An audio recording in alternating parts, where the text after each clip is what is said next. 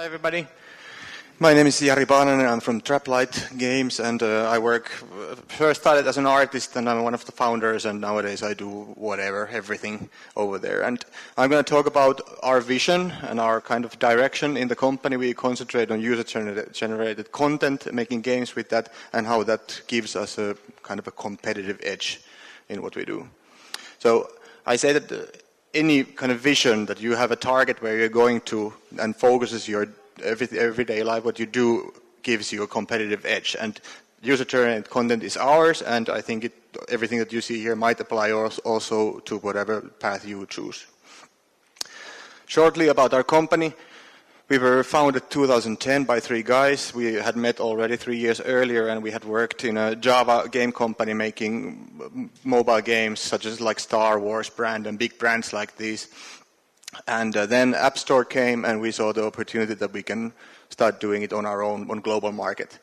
And we made our first game, The Hero, published it in 2010, and after that we focused on subcontracting. We worked with Finnish companies like Red Links, who has made the Trial series, and also Supercell and these kind of things. But at the same time we had been also developing our own technology, and we saw the value in that. We saw that there is something really great about that. We had a big level editor that we could start to use so that people could start create something, and then we pivoted towards that, raised some money, and started to build a team and technology for that. And Big Bang Racing is our first installation of that technology and our vision to utilize user-generated content. And it was released 2016 in July. And we were selected among the best of 2016 iPad apps or games by App Store. So we are very happy about that. I guess we did something right. And Apple really likes us, and they feature us constantly. Here's a trailer of our game. So in the core is this really easy to use level editor where you just draw ground and then you can start driving on it. And there's items that you can drag and drop and so on. So it's basically a driving game where all the levels in the game are made by our users. There's so far 7 million levels that our users have created, and they are all crazy and random and fun and so on. We have 3 different game modes. There's a puzzle game mode, racing, and a new feature is we introduced this tournament mode where we highlight one level for a weekend or something and people compete in that. So, having user-generated content as an angle gives us a strong focus. We've been raising money, so it's really an easy story to tell when you go somewhere that we are doing this. This is our goal. This is where we are striving for. We are not kind of a loose cannon that we don't know what we are doing and we would be following trends or copying other successful games, but we want to find our own way. We want to perfect that one aspect and find solutions within that. And also, at least in Finland, the game industry knows who we are, and that's kind of a benefit. They know what we do. From product development side, it's also a tool that we can kind of mirror all kinds of ideas we get. If it's a feature or a game idea, we always have something to look through. We look at the ideas that we have, that does this support our vision, and does the user-generated content play a big enough role in it? So it's kind of narrowing down. It's also a challenge because these are our kind of heroes, all of them user-generated content games, but none of them are freemium. They are not free to play. And mostly they are on different platforms than on mobile, and we don't have anything to follow.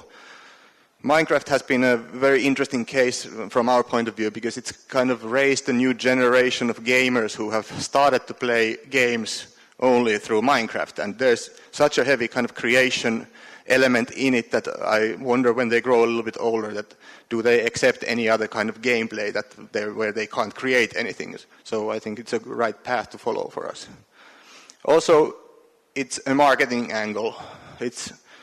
User-generated content is inherently social. People create something, they want to share it to other people. So that makes it kind of viral. So in a sense, it's okay we can direct to games that market themselves. And also it's influencer friendly. YouTubers can pick up these games because there's so many angles that they can take. They can create together with their audience and so on. I have a development perspective. Okay, a few points. How does it help us? This is the obvious thing. We get endless amount of content when we give the tools to the players. So we have now 7 million levels in 1 year. Most of them are not very good, but there's 7 million of them, so also they're really the big gems, they are there. We just need to find the right ways to find the good content, and then we have endless amount of great content for the players. So what we do is we somehow rate the levels when they are created, how long the player has created it for, how many times he has tested it, how many times has he died kind of doing the level and so on, which kind of give us a starting point. And after that we give it to the player base and they thumbs up, thumbs down, rate them, and then we get really the good content to bubble up.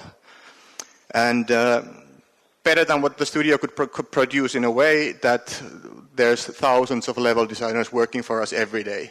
So we just need to kind of embrace the fact that it's really random content. They are just crazy and wacky and funny, and everything is so different about the levels that there is, but it works if you just accept that fact.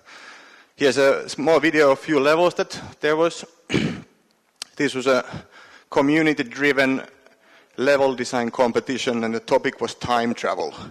So Back to the Future, of course, time traveling. And there's Marty McFly, somebody drew there. And this is an elaborate clock machine which works as a time machine. And here you go from the modern city to the prehistoric age. There's dinosaurs and stuff like that, and Dr. Emmett Brown. And in the end, you get eaten by a T-Rex. Random, but kind of fun and surprising every time for the players. Also, when we are concentrating on one thing, things keep building up. Our technology, we all the time build up the things that we have already done before, and the same goes with our design knowledge. So the level editor is in the core of our product, and that might change totally depending on the game idea we have. Now we have 2D physics, side-scrolling racing action, but if we do some other game, it's still the same kind of components inside the editor that we can use. And the same goes with server solutions, the server architecture and level distribution, and of course offensive content filtering. Those are tools that we now have already in place, and we can just improve them. And the content quality control is of course something that we have to all the time improve, but it's there, it's universal. Also our knowledge, we now have found out how social the whole user-generated content is, and we want to find the best ways to implement them, and we have found now better solutions, so we kind of keep on building our knowledge. And understanding also players' motivations, because we have different kinds of players. We have the ones who create, we have the ones who only consume the content, they have different motivations, so we have found ways to kind of support them in their way. It also works as a retention and monetizing tool for us. Because of the social nature of user-generated content, we don't need to kind of superimpose anything on top. There's many times you find games where you log into some social media just for the sake of it being social, and it doesn't really have a deeper meaning than that. But now we have, from the game comes kind of a need to be social, so we just give them the tools and it works. Also, creating content is kind of an investment. When you make a level, you don't just abandon it. You want to kind of follow through how it's doing and check how people are playing it and how they are rating it and so on. So that works kind of an investment, and that also translates to the fact that people pay more when they become creators. We do not monetize the creation part in any way. We don't want to limit people's creativity. We give the tools to them and they just do as much as they want, but still it shows. Here's a few graphs. On the right side there's the retention, which means that the daily playing time goes up and the amount of published levels goes right. And we can see that it just keeps on growing. More people create, the more they spend time there. And revenue is also kind of interesting. These are people who have retained for at least 20 days. And creator, which is the blue slice of the pie, is somebody who has published at least 2 levels. And our player base, there's only 7.2% of those people who have published at least 2 levels. But they account for 35% of our revenue. So it shows that even though we do not monetize the creation part, it still pays off. They are more dedicated. And the lower part is it kind of keeps on growing over time as long as they are in the game. From the player perspective, it's the same benefit. They get endless amount of good and funny and random content. It's always surprising and never ending. Also, because of the way we find the good content, we give the tools to the players, they rate it, they can also affect the game feel and flow and all this. They get more ownership of the whole product. It makes them feel like they can actually take effect. There's many times we have found, some player has found a way to do something differently. There's a new gadget or something like that, and we can see that it becomes a trend. All of a sudden, people start liking those things. There comes more and more levels which use that same thing, and so players can affect the game, how it feels for everybody, like as a community. They also interact with each other's, like everywhere else than in the game. For example, that time travel level design competition was held outside the game. Communities just got together and wanted to do something, and they do this, and it comes naturally when there's something like that, a creative element that they want to share together. It's also a different kind of self-expression channel. Like, often people say that they can't draw, they don't identify themselves as creative. So there's a barrier to that. When you have seen art or you have listened to music all your life, it's hard to kind of understand that you could do something. But gameplay is a different kind of way to be creative. And it's fun, it's good to see people who don't identify creative, they still get creative with our game. And that's a really interesting thing. And Minecraft has now kind of introduced this, that there's more and more people who can be creative with games also. Also, players get social validation when they publish something.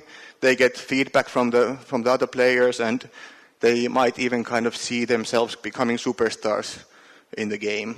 There's one example of a superstar in our game. These are a little bit old numbers, I didn't remember to update them, but there's Loggins, who's a pastor from USA. He's made almost 200 levels, has 10 million likes and 40,000 followers, and wants to start his own YouTube channel. And he started the game playing together with his son, so that the son made levels, and this guy just played them with him because it was kind of fun family time together. They can spend time with the same game together, but then it suddenly changed, and now this guy is just creating levels and being quite successful. And everybody in Big Bang Racing knows who's Lorp. Marketing perspective. So we want to embrace this user-generated content, the social nature of it. So these are our kind of bullet points of our marketing. We want virality through user-generated content, highly watchable and streamable gameplay, and collaboration with influencers. I'll go through them a little bit. So, yeah, user-generated content is viral because it's like you want to show off what you have created. You want an audience. You want to see how people use your content. You want to hear how they like about it, and they need recognition for their talent. You could say that Clash of Clans or this kind of a city builder, base builder is user-generated content because you create something, other people play it. But because of the nature that there's always an optimal way to do things, it's not very self-expressive, it's not creative. In that sense, it's not shareable. It's not interesting. When people reach a certain point, then all the levels look the same. And it's quite different in our case, that when you can tell some kind of a story or emit feelings or draw a huge penis or something, it's always more interesting and people want to share them also. Then why is it influencer friendly? It's endless content also works in that way that it's endlessly interesting. There's always different ways to do things, and so influencers can pick that up. There's only a limit how many videos they can publish of Clash of Clans before it looks the same, but the users taking care of that, it's always interesting. And it's also always personal. There's always somebody who on the other end who's made that content, so they can kind of also tap in more closely with their fans. They can activate their fans to do creations and also kind of play through. Like here, this is Alvaro845 who has made videos for us a little bit, and he ran this kind of a campaign that he asked his fans to send in levels, and then he plays them through and competes against them, and it's really kind of activating and interacting with your fans. And a little bit more about the influencers, how we think about it. We want to look at the kind of funnel. So we have players first, they become creators. At some point they might want to publish a video and then might become influencers and our brand ambassadors. So we want to kind of follow them all the way there. We want to be there on every step. So if there's young kids who like to create something and they publish it out, we want to find them and kind of give them a little bit boost and say that, okay, we saw your video, it's really cool. And that's really encouraging for them. They know that they're on the right track, and if the studio comes and says that you're doing a good job, it's really big for them. And when they grow a little bit bigger, they get a little bit more audience. We, of course, keep on encouraging them, but we can also support them with in-game currency and also unique assets. We have made some hats that if the players follow a YouTuber in-game, they get a special hat and so on. This is a good tool for them to kind of create their audience in the game, but also then it translates outside. We also have this system that you can link your YouTube channel to your profile so that we can promote different people. If we see that there's a good YouTuber that we see that this might be our kind of brand ambassador, we can highlight their levels, and in their profile there's a YouTube link to their YouTube channel so that they get more audience from inside the game. And it goes both ways and both grow, and that's good for everybody. And this works also for established YouTubers, that we can exchange fans. We can highlight them for a weekend and get like really big traffic on their page, and they give us some video content. And another thing, we want to keep friendly with the influencers because they are the nowadays marketing power. They know how to push things, and they kind of, we want to listen to them, bounce new ideas and these kind of features that we would like to see done, and how does it make sense to them. So keeping friends with them is really, really important. So this Big Bang Racing is our first installation on this user-generated content path, but we know that we are not even half done yet. So we need to kind of keep on learning. There's really good things in there, but there's also many things that we could do much better. So we will keep on learning and iterating it. And we are also thinking broadly in different kinds of genres, not only this 2D physics-based side-scrolling thing or racing or so. There's so many ways that you can create content, and we are just like kind of looking into all these ways. And also outside of gaming. We're looking at the real world. There are so many examples here in the real world where people create something and share them with each other, so there's a good places to find inspiration. We want to meet with other studios who share this interest towards user-generated content, share our knowledge and see if we can learn something from them and they can learn something from us. It's this is tied to the Finnish mentality of game development, that we always want to help each other. We share information and so on, so we want to also break it out of Finland, this kind of thinking. And thinking about marketing also right in the beginning of games, game ideas and pre-production, everything, we are already thinking about virality and social features. And the goal is to make games that market themselves and keeping good relations with influencers.